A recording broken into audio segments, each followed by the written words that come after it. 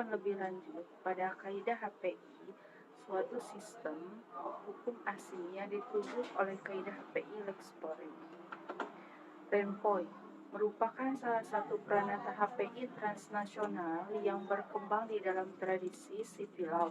Tujuannya menghindarkan pemberlakuan kaidah atau sistem hukum yang seharusnya berlaku atau lex causa. Dimungkinkan karena adanya berbagai sistem hukum di dunia yang masing-masing memiliki sistem dan kaidah-kaidah HPI-nya tersendiri. Ruang lingkupnya. 1. Penunjukan pada kaidah-kaidah hukum intern dari suatu sistem hukum tertentu. 2.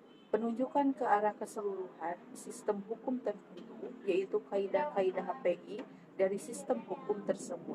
Jenis-jenis renpoy ada dua. Yang pertama, single renpoy. Yang kedua, double renpoy. Single renpoy disebut juga renpoy kontinental, yaitu penunjukan kembali oleh hukum asing terhadap hukum intern atau domestik dari lex Sporing.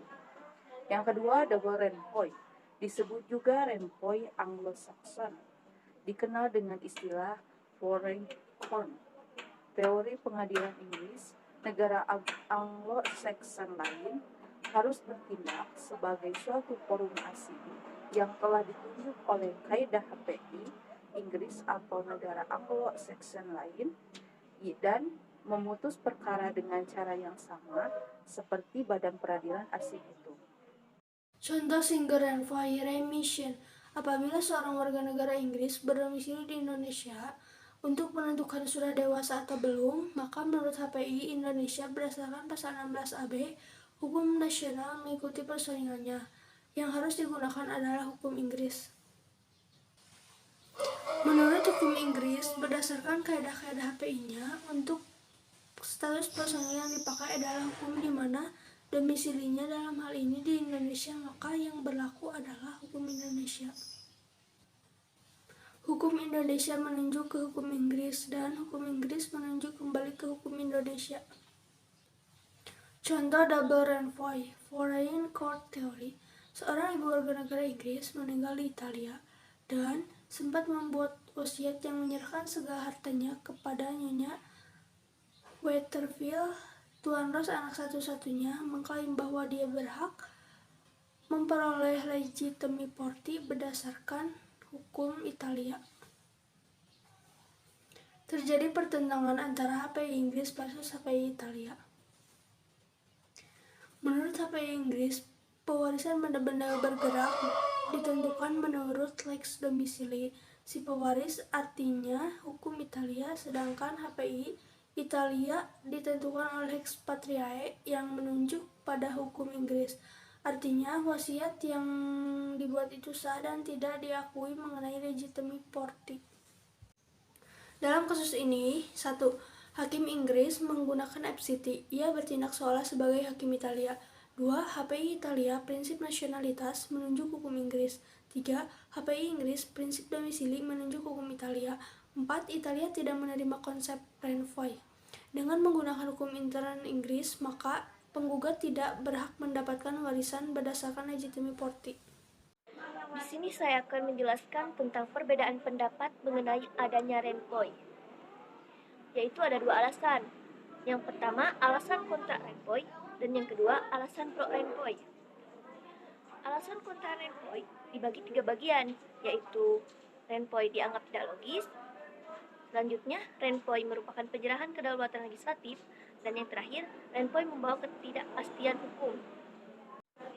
Di sini saya akan menjelaskan yang pertama, itu tentang renpoy dianggap tidak logis. Hal ini didasarkan pada suatu penunjukan kembali secara terus-menerus.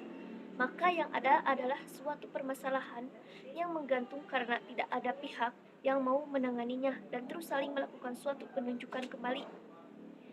Pendapat yang menolak renpoy ini lantas dibantah oleh pihak yang pro renpoy dengan alasan bahwa baik yang menerima atau yang menolak dua-duanya secara logis. Dalam kenyataannya, tidak akan ditemui adanya suatu penunjukan tiada akhir, melainkan hanya ada satu kali renpoy atau penunjukan kembali. Yang selanjutnya yaitu renpoy merupakan penyerahan kedaulatan legislatif. Menurut pandangan yang kontra dengan renpoy, Menurut Chesser dan Myers, dengannya suatu renpoi, maka seolah-olah kaidah hakim itu sendiri yang dikorbankan terhadap sesuatu hukum asing yang kemudian dianggap berlaku.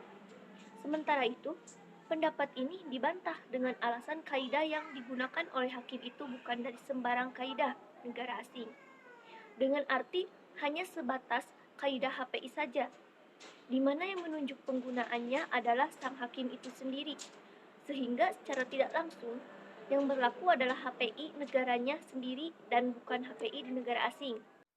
Yang terakhir yaitu renpoi membawa ketidakpastian hukum. Jika renpoi diterima, maka yang ada kemudian adalah penyelesaian HPI itu yang samar-samar, tidak kokoh dan tidak stabil sebagai hukum.